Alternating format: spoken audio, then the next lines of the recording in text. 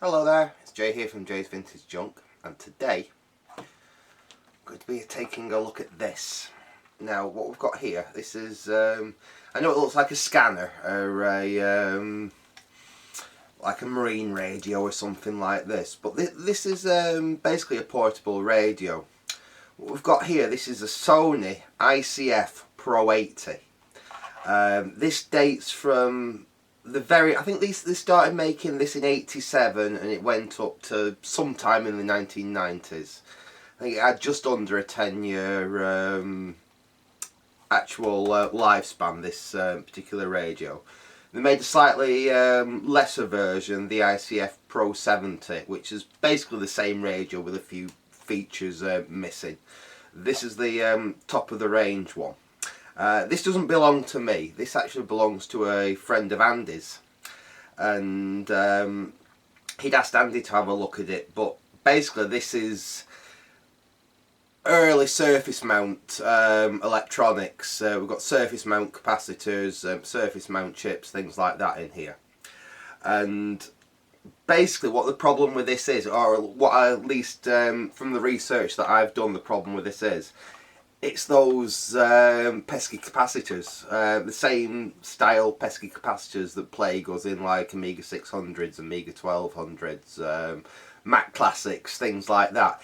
This is of the same age, and unfortunately, like I said, it suffers exactly the same problem with leaky capacitors as those Amigas and classic Macs and lots of other things that we like playing with suffer from. So I said, yeah, I'd take a look at it. When I said I'd take a look at it, what I didn't know is what these things are worth. I've been doing a little bit of research. One of these radios in like absolutely tip-top condition, with its case, with the little adapter you can get to change the frequency, with the charger, the rechargeable pack and everything, you're looking at well over £1,000. This in this condition, working, obviously like I said, this one is not working, but even in this condition, in working order, you're talking well over £700 for one of these radios. Like I said, they're highly collectible and they're highly sought after. Basically this radio will cover everything, as in this thing covers, if it's on the radio frequency that was used for some form of analogue communication, this covers it. It covers long wave, medium wave, short wave. It covers AM, FM. It covers SSB. You name it. If, like I said, if it was used to broadcast audio at some point for some form, basically this radio can receive it. It's all digital. It's got a digital tuner built into it. Fortunately, it does appear that the actual tuning functions and everything on this radio seem to work. The issue with it is there is basically no audio output from it. If you have it running and you basically put your ear really close to the speaker, you can hear a very, very, very faint hiss. You can hear a little bit of something as you're trying to tune through stations, but nothing that's really audioable. Even if you try the headphone port or the cassette record output port on the top, again, there's nothing there apart from a little bit of background noise. So that's what we're going to have a look at in this video, or I'll say it's probably going to end up as two videos, because I'm not sure what capacitors I'm going to need to change in this yet. I do have a fair few of the ones that I know I'm going to need in stock. I have already actually got the service manual for this radio. Don't normally bother with service manuals and stuff like that unless it's something where particularly, you know, it's going to be a complex fault or something. Just for like recapping, you don't usually need them. When it's something with the value of this thing, just for peace of mind, I have got myself a copy of the full service manual for it. And I have had a look at all the capacitors in the actual audio section, and I think I've got most of them in stock. So I think that's where we're going to start. I'll get you repositioned. We'll take a closer look at this down on the bench, and then we'll start taking this apart, getting down to the audio section, and we can check those capacitors out. We'll see then if I need to order anything before I can actually start actually getting this thing working again. So back in a sec. Right, here we go. As you can see, we've got the radio on the bench here, and I'll just power it up. And interesting, unlike most radios where you turn the volume knob to switch it on, it actually has a push on power button on this. We've got the volume up here now. We'll try scanning up the radio spectrum. Now we do get a beep out of it, so the beep circuit's actually working. It's actually the audio output that isn't working. The other thing that I'm not sure whether it's working or not, is actually getting it into FM mode. Basically you press function and then whatever. I'm not actually sure whether it is actually going into FM mode or not.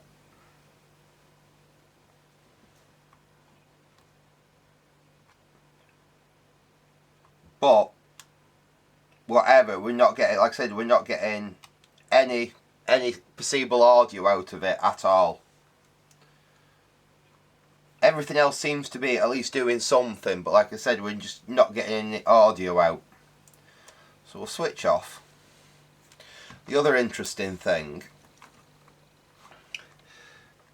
this is our battery holder. It takes 4 standard AA batteries, but you could get for a rechargeable pack. It's very much like the Sony camcorders would have used, which will slot in there. There is also a third pin on there, so I believe if you was actually using a rechargeable pack with the power adapter, you could actually charge the pack in the radio while it was working, which is like quite a nice feature. Like I said, this was very, very high end. Right, first things first, let's get this card off it, because that's just in our way for the moment. So we need to get inside this so we can have a look at some of these capacitors.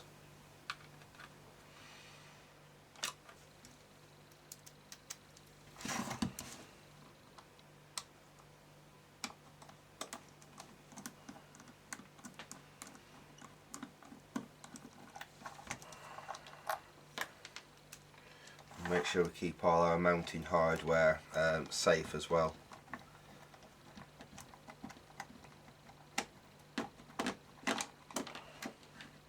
But if I've got a little pot or something, I can put these bits in. Those two there. Let me find a little pot that I can keep all those safe in. That'll do. Let's get rid of that aerial out of the way for the moment as well.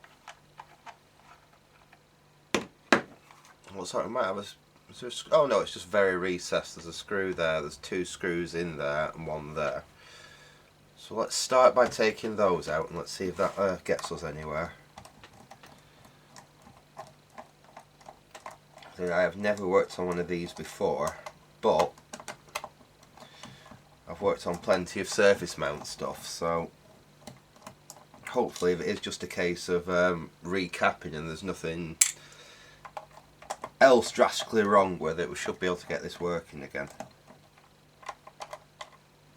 I mean, one good thing is, because I do have the full schematic for it, the full service manual, and it is very comprehensive. At least if there is other things wrong with it, we do stand a hope of actually sorting them out.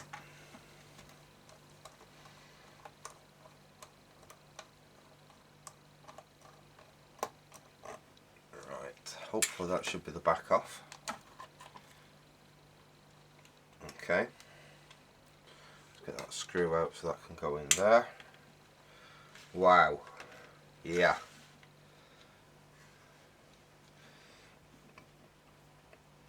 Now we do have, I can see already,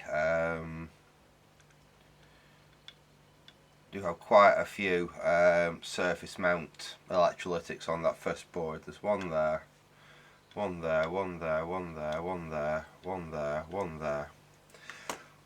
First thing to do before we go any further, let's just grab the soldering iron and we'll do a quick smell test and just see whether we do have any leaky electrolyte just on this first board here. So if no one's aware of the smell test, generally speaking, these old capacitors, they give a very distinctive smell off when you heat them up, when they've started to leak their electrolyte. And you can only really describe it as a bad fish smell. It's horrible, but it's very, very distinctive. So we'll have a quick warm out. Straight away, yeah, dear me, yeah, bad fish. Oh, that is really, really strong as well.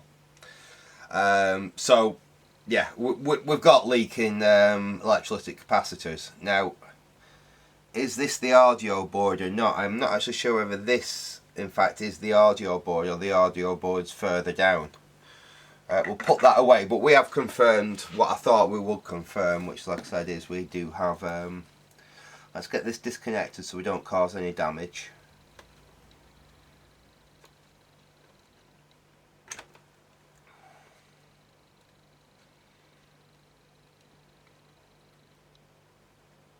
There we go. So if this is like a little interconnect board, I can't see any capacitors on. Well, there's some rather nasty corrosion damage there that we'll need to address, but that's not a major issue. I believe our audio is on black and white there, which will connect to the speakers.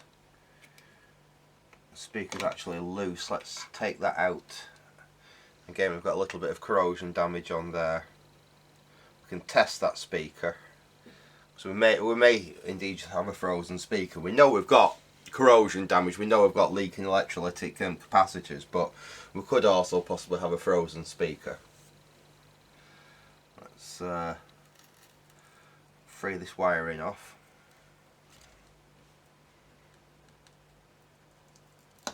There we go.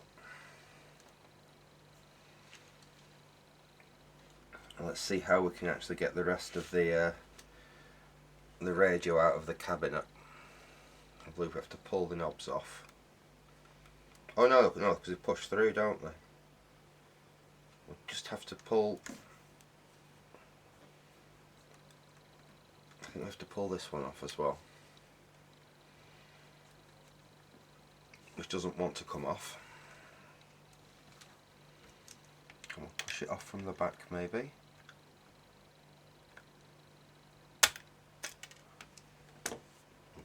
Pop that off that resonator there, we'll have to fix that.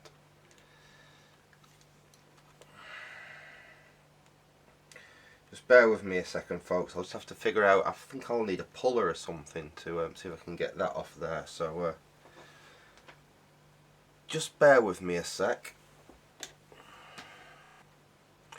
Right, I just need to pull it a little bit harder. Pulled it hard and it popped straight off, and that cover that popped off that crystal just popped straight back on, so I think hopefully we should be okay with that. Right, hopefully now we should be able to extract the rest of this from the cabinet. Ah, right, hang on.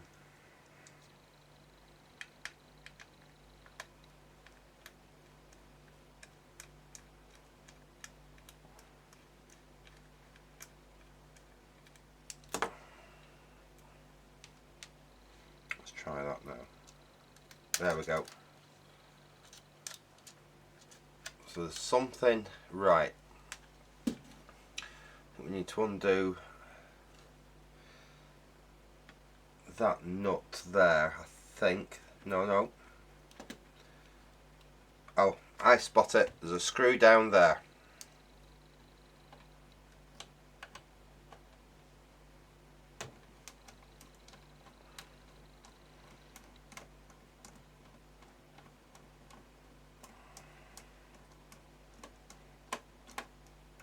Right, so there we go, that's them two out. And now finally, hopefully, we should be able to extract the actual radio from the case. There we go, that's better.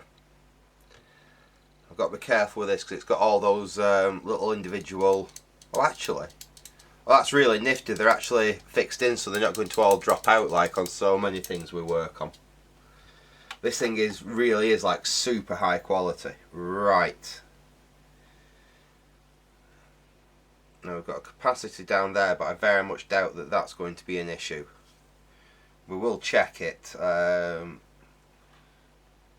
what I'm looking for is basically to follow this wire in here. We were looking for the black and the white off that and find out where they actually end up, because we need to find out where the power amplifier section of this is. And I'm feeling it's not on this board, it's on a board further down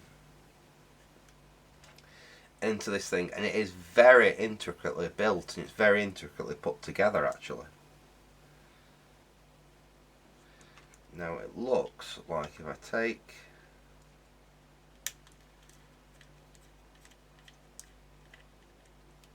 that screw out and that screw out,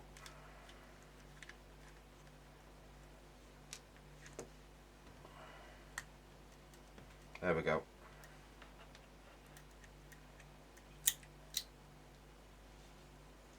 And this is what I wanted to find. Right, okay, here we go. Let me get you zoomed in a little bit if I can, so you can see this perhaps a little bit better. Let me, you might just drop a little bit, there we go. Let me see if I can zoom you in. Unfortunately, I'm not doing that zoom, so hopefully we can get that to stop. Come on. Ooh. There we go. Right.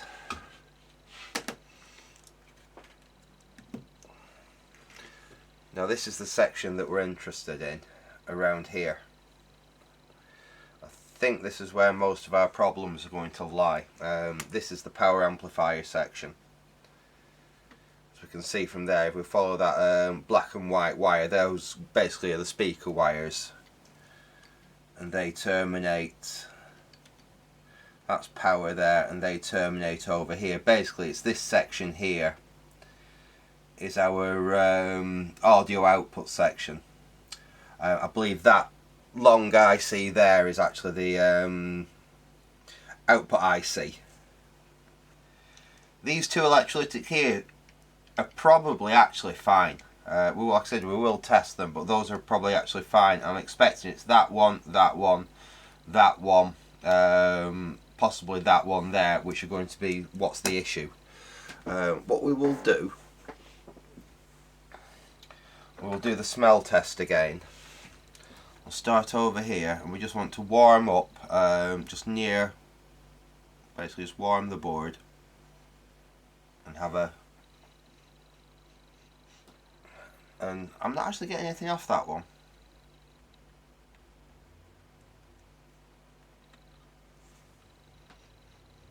No, I'm not actually getting a fishy smell coming off from that one, so that one may actually be okay. We'll start over here. We'll have a warm up, and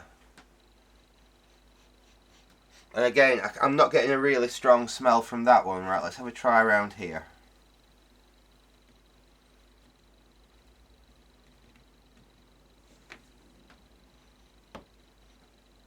No.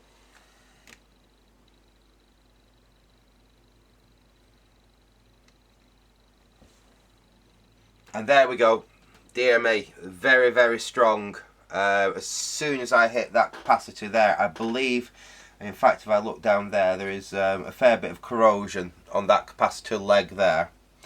And there's a lot of corrosion around that capacitor there. And actually if I look in there, I can see some corrosion around that capacitor as well. So what we're going to need to rebuild this, we're going to need 47 UF at 6 volts, a 47 US at 16 volts, and another 47 UF at 16 volts.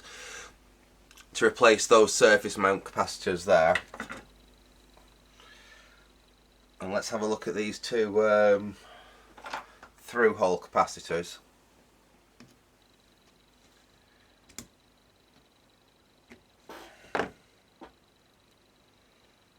And that one is, let's have a quick look.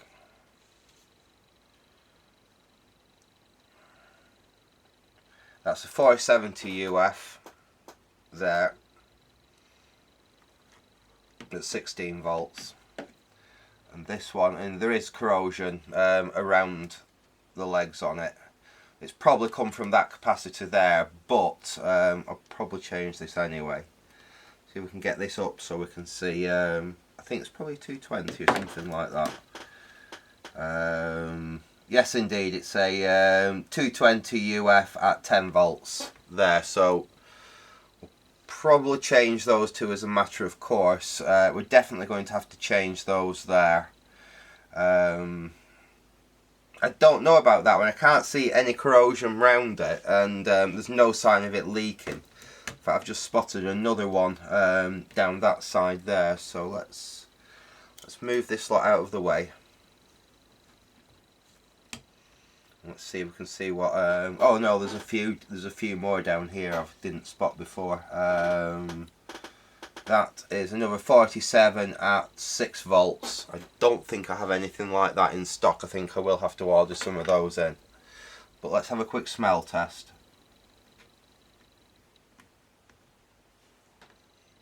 Oh yeah. Those are definitely leaking, so I'm going to have to order some 47 at 6 volts. Like I said, I definitely have the 47 at 16 in stock, because I use those on like Mac Classic and Amiga 6 and 1200 main boards, so I always have those in stock. What I don't really want to do, it's one of these ones that it's easier to fit a smaller component in place of a larger component, which many times you have to do because the size of the components have changed. But what I don't really want to do is try and fit a large component where a smaller one was, because you struggle getting the legs in, you struggle soldering it in. I'm going to actually order some 47 UF at 6 volts. And just looking over this board as well, I'm going to have to order some 22 UF at 6 volts, because I'll need some of those as well. Because I've only got 22 UF at 16 volts, I think. Which again, they're actually physically larger, and I would struggle to actually get them onto the board. So yeah, I said this was going to be a two-parter. So we've diagnosed that there's definitely a leaking capacitor issue. There's going to be quite a lot of cleanup involved on this board, because basically the electrolyte has leaked everywhere, so we're going to have to do a fair bit of cleanup work on it. I don't think there's any surface mount electrolytics on that side of the board, so we might get away without having to actually completely strip this thing down. Obviously, like I say, I want to minimise the actual amount of disassembly I have to do on this thing, because the fact is, if you disassemble it too much, it's harder to actually get the thing back together.